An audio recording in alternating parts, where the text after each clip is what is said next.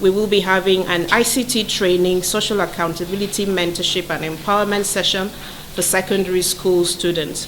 And then on Tuesday, 12th October, we will have the main She Forum Africa 2021 conference. The forum features 4 main sessions annually, namely democracy, leadership and governance, health, safety, wellness and lifestyle, personal development, entrepreneurship and financial intelligence, as well as a he for she conversation.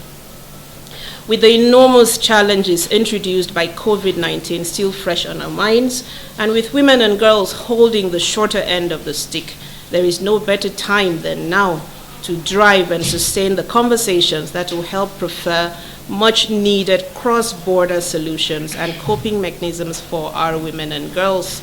We are advancing conversations on collaborations for the benefit of our women and girls in furtherance of our commitment towards the UN SDG Goal 17, Partnership for Goals, in addition to our primary goals on gender equality and education.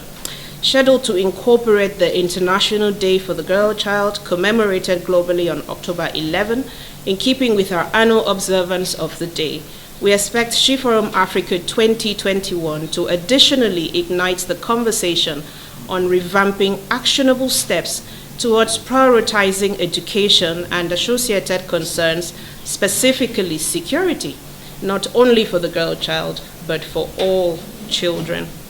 To mark IDG 2020 last year, in partnership with the Embassy of Finland, Nigeria, we launched phase 1 of our Her Tuition, Her Voice education enrollment campaign to mobilize tuition for indigent girls. Through this campaign, She Forum Africa in 2020 successfully enrolled 25 indigent girls in secondary school, symbolically to mark the 25th anniversary of the Beijing Declaration and Platform for Action. The campaign has also received support from the Embassy of Ireland in Nigeria. Phase 2 of this campaign will be flagged off on the 11th of October as part of this year's IDG 2021 and She Forum Africa Annual Conference.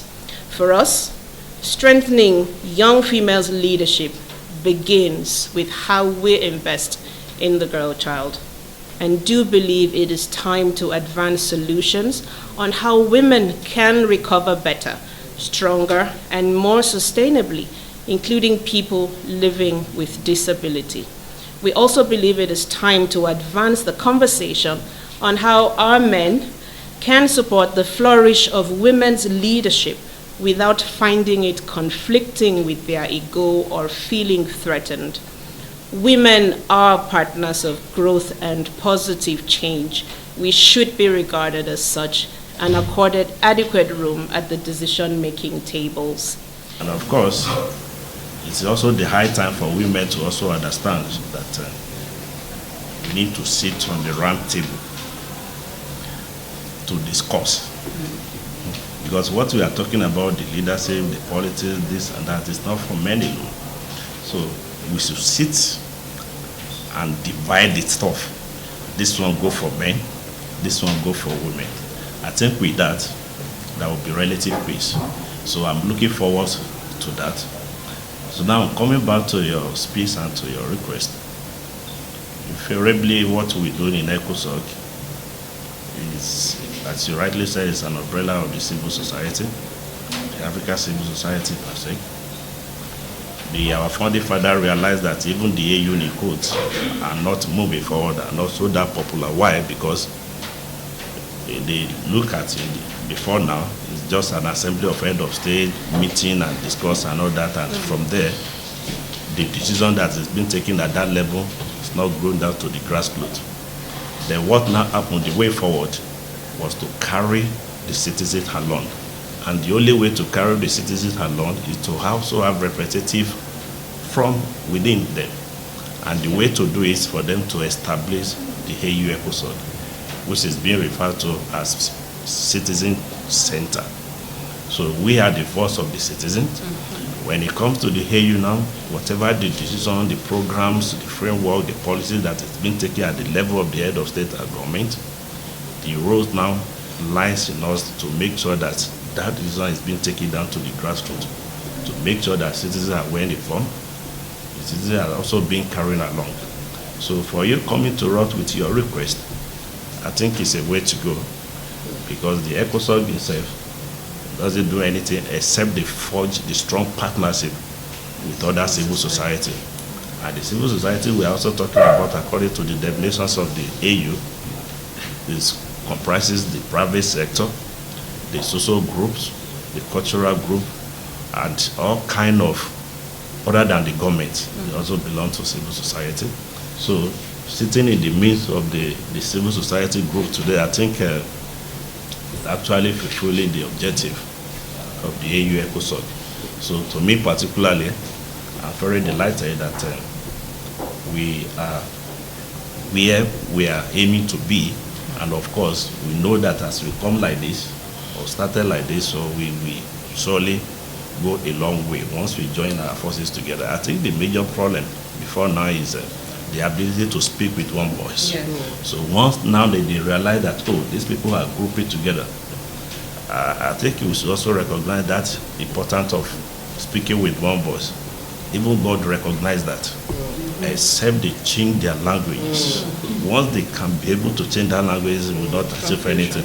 So I will create your indulgence that you should allow us to come together and speak with one voice. I have no reason to support what you are doing. I think not to support you. I think this is, if I'm not mistaken, this is not the first time that I'm also participating. No. So maybe you want us now to take it more, to expand the scope to the highest level. Absolutely. I could remember in 2019 I was part of it. You were there, even the vice chancellor are also part of it. But it's also good as we are coming together this time around. Maybe we should also expand the scope. We endorse the program. And I think maybe we also have to come together again to see how we can also define the modality. Absolutely. And the more than what you put there, if there is any other road that you also want us to also, put in place. So away from that, this office is, as you're also aware, it's a joint project between the AU ECOSOCC and the Federal Ministry of Women Affairs. We call this a policies, the new decade 2020 to 2030 for African women's financial and economic inclusion. In the policy of the African Union, we look into it that we have so many programs on women. We're doing this, we're doing that. And I think for us to have a proper constructive report, we just believe that it's better we put all our egg in one basket, so that we can, the more we put, like what we are also doing right now, the more we can also reach a wider people. And that is why I approached the Honorable Minister of Women Affairs that we need to also domesticate this particular policies in Nigeria. John partner, you have veto powers. So how do we now register?